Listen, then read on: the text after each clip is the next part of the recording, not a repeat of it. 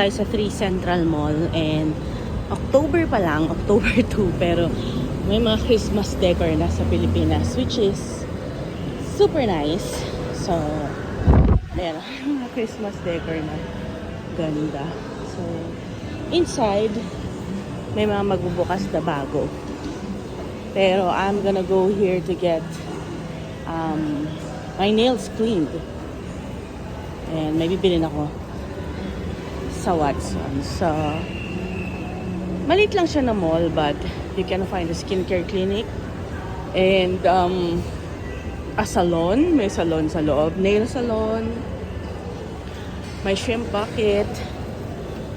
This is a Mega World property, no? Sa baba, may Korea Garden, which we already tried before.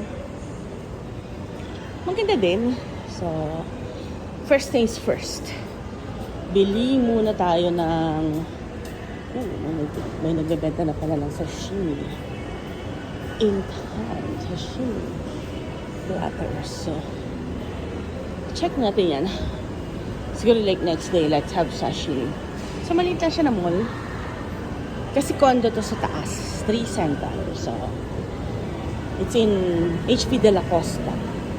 And I'm looking for my favorite hair oil. So, check natin. Meron bang hair oil na paborito ko dito?